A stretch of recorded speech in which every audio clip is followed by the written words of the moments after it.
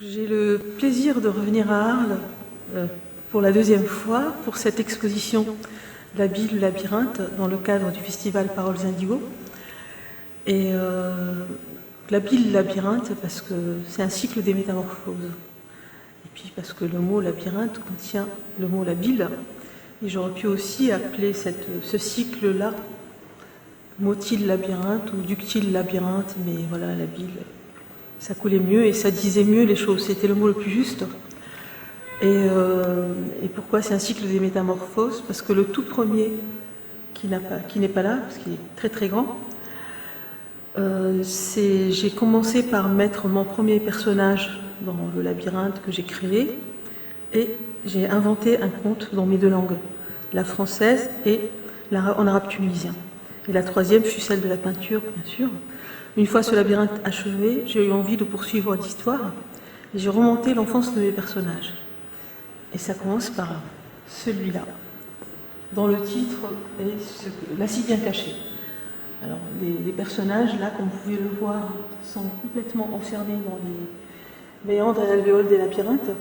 Et puis, ils sont escortés donc, des mots et des textes qui font aussi image. Les graphismes font écriture. Les graphismes du labyrinthe et des personnages, pour moi, c'est une forme d'écriture. L'écriture fait image. Qu'elle soit poétique ou graphique, ça fait image. Donc, voilà, c'est la si bien cachée. Et voilà, la grenade ici, parce que c'est une histoire de germination. Le tout début de la toute petite enfance. Et avec toute son escorte d'imaginaire et de choses poétiques qui se déroulent, qui se défilent. Et alors, faut que je vous dise aussi, c'est que lorsque j'écris des textes en tunisien, ce ne sont pas systématiquement les traductions des textes en français et vice-versa. Textes en français, pareil. Ça peut être un jeu de résonance et de miroir entre les deux, mais il y a toujours une analogie qui régit l'ensemble. Puis là, les enfants commencent à grandir un petit peu et on arrive à ce qu'Ariane Thésée. Vous aurez compris que dans Thésée, il y a le double jeu. Il y a Thésée et Thésée. Parce que j'ai beaucoup joué avec le mythe du labyrinthe, Ariane, Dédale, Icare et Thésée. Je l'ai un peu mis dehors parce que, bon, à mon avis, il ne s'est pas comporté comme il le fallait, Thésée. Donc voilà, c'est le personnage que l'on fait, Thésée. Au début de l'histoire, en tout cas. Et là, c'est un peu Ariane, Dédale et Icare et Alice, qui de temps en temps aussi s'invitent, puis même Gradiva vers la fin, sont autant de figures du labyrinthe, mais en même temps autant de masques qui font avancer l'histoire. Puis il y a quelques petits bouts de ma propre enfance qui sont là. Là, j'y raconte mes 3 ans et comment je suis venue à cette confusion initiale qui ne m'a jamais lâché entre la peinture et l'écriture. Et dans ce labyrinthe-là, ce qu'Ariane Thésée, je raconte vraiment mes 3 ans, mais derrière ce personnage-là, où mon père m'emmenait dans son école, c'était une école à classe unique. Et parce que bon, mes frères étaient encore trop petits, ma mère était un peu débordée. Donc il m'emmenait dans sa classe pour m'occuper. Il me donnait une craie, je recopiais tout ce qu'il y avait sur le tableau. Et puis après, je rentrais à la maison, je refaisais tout. Je recopiais les mots français, les mots en arabe, les dessins, les chiffres et tout, mais je ne savais pas que j'écrivais parce que je ne savais pas écrire de toutes les façons. Je dessinais. Et je pense que j'ai compris beaucoup, beaucoup plus tard que c'est de là m'est venue mon incapacité de dessiner ou peindre sans écrire en même temps. Je me sens un peu unijambiste si je ne fais pas les deux. Écrire sans peindre ou dessiner, ça ne me pose aucun problème. Mais pour moi, l'écriture et la peinture, enfin, c'est une même chose. C'est un même corps. Puis voilà, je le déroule dans la suite des labyrinthes. Ce que savait Dédale. Voilà. On voit d'ailleurs dans les figures que les personnages commencent à pousser un petit peu. Et j'ai du mal à lire mes propres textes. Mais comment vous dire, alors il faut que je trouve le début pour vous donner un tout petit bout de ce texte. Dans les yeux d'Ariane, noctambule, Dédale cherchait, mais ne disait le mot. Bon, ça commence comme ça, et puis voilà, ça continue ici, et là, il y a une petite rupture parce que les personnages, subitement, ils ne sont plus enfermés dans le méandre. Ça devient une espèce d'arborescence. Et ce labyrinthe-ci en particulier, quand les personnes le regardent, ils en donnent plusieurs lectures, mais vraiment complètement antagonistes. Je préfère ne pas vous dire ce qu'ils peuvent voir. Comme ça, je n'enferme pas le champ de lecture, mais ça peut vraiment se ramifier très très très très très loin. Et le glissement donc s'opère ici, et là les personnages sortent complètement du labyrinthe, ils ne sont plus enfermés. Et là j'ai repris, c'est un diptyque, ce sont les deux moitiés en vis-à-vis du labyrinthe de la cathédrale d'Amiens. Parce que j'en suis venue au labyrinthe justement tout à fait par hasard. J'habite à Amiens depuis maintenant presque une vingtaine d'années. Et dès que je suis arrivée à Amiens, j'ai visité la cathédrale où il y a un magnifique labyrinthe au sol. Quand j'ai vu ce labyrinthe-là, à l'époque, je m'étais dit, un jour j'en ferai quelque chose, je ne savais pas que ça allait devenir une peinture. Et j'avais commencé à travailler sur l'émigration comme thématique. Donc, de là où est venu mon tout premier labyrinthe, le verger et les volubiles secrets. Et ce que j'ai dit au début, c'est que j'ai commencé à dérouler l'enfance des personnages de ce labyrinthe. Donc là, c'est la marraine des jours. Et tout le monde s'égaille un peu à l'extérieur des labyrinthes.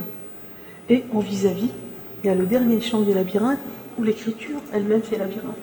Voilà. C'est un chant galant, c'est un chant à deux voix entre Ariane et Dédale qui sort, un truc qui se déroule de la bouche de ce personnage-là, qui est là-haut, qui pourrait être Dédale. Pour moi, il est. Après, chacun voit ce qu'il sent et ce qu'il reçoit.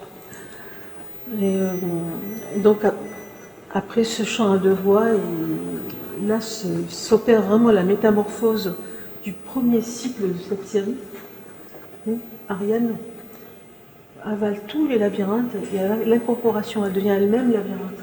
Donc là, vous pouvez le voir dans le corps, il y a deux labyrinthes qui sont l'un sur l'autre, puis il y a ce personnage-là, qui n'est ni tout à fait un enfant, ni tout à fait un adulte, qui est attaché avec une espèce de labyrinthe qui pourrait faire un cordon ombilical. Et là, tout le texte en arabe tunisien, je l'ai glissé dans la chevelure comme des empreintes digitales, parce que ce sont nos premiers labyrinthes, les empreintes digitales.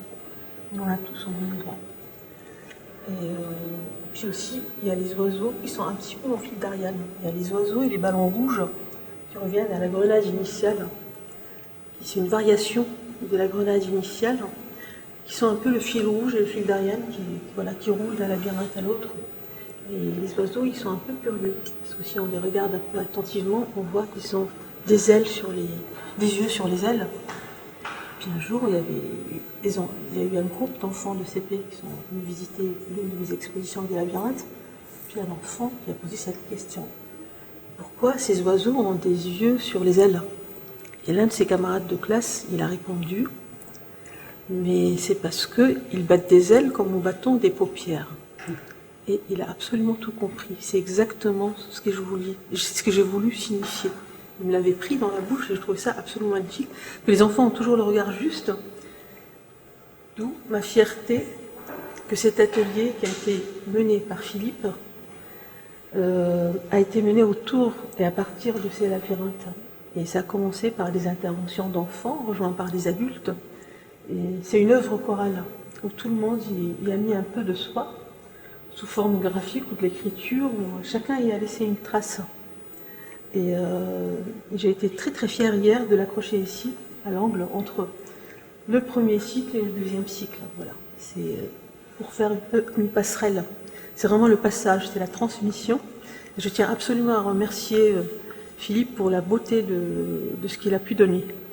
Puis avec des pigments naturels en plus, et l'indigo de la région qui va si bien à ce festival. Et alors, du coup, j'ai envie de faire un prochain labyrinthe indigo avec les mêmes pigments.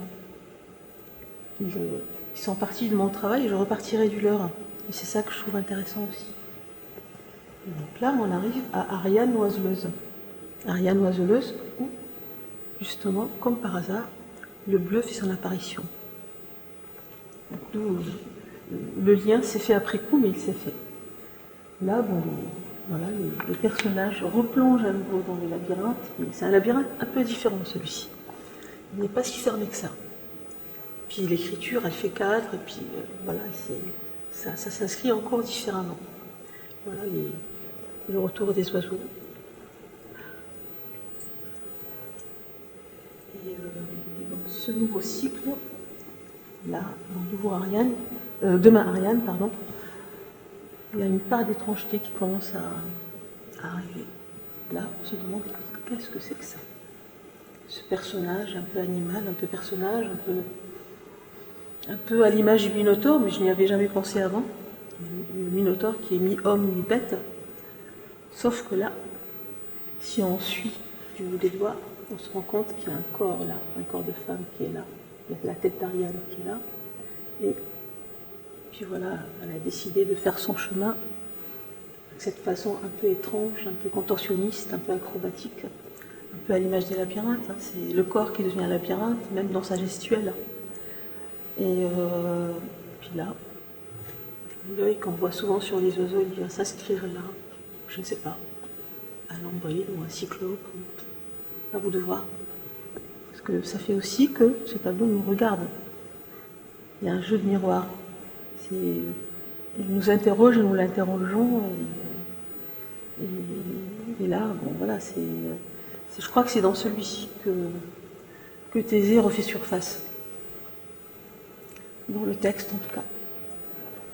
Et celui-ci porte le titre étrange de Flux et reflux du refus.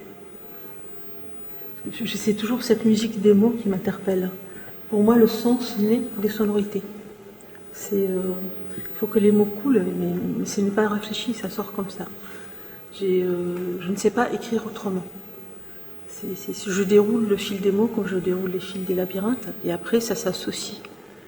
Et donc voilà, c'est flux et reflux, du refus. Et je pourrais peut-être vous lire un petit bout. Bruit de couloir, fuite de miroir, la peur de voir, tendre à revoir, le rêve de choir, veille de départ, ravage, la peur sans âge, viendras-tu, reviendras-tu, je ne sais plus. Sombre tendage, et voilà, ça continue comme ça. Et là c'est Dédale, quoi. Parce que Dédale, pour moi, c'est le véritable amoureux d'Ariane, c'est lui qui lui a livré le labyrinthe en cadeau. Puis Dédale, c'est le labyrinthe. Voilà. Du coup, le texte se roule en labyrinthe dans son corps, il se prolonge, et puis c'est Dédale dansant, on peut voir ce qu'on veut, ou Dédale tournoyant, et celui-ci, j'ai choisi de l'appeler tiroir à tournis, parce que voilà, ça tourne. Et le texte tunisien vient s'inscrire dans cette espèce de ballon. Et le titre d'ailleurs tunisien, c'est Dour, qui est venu s'installer dans le jeu mot, Dour, qui veut dire tourne.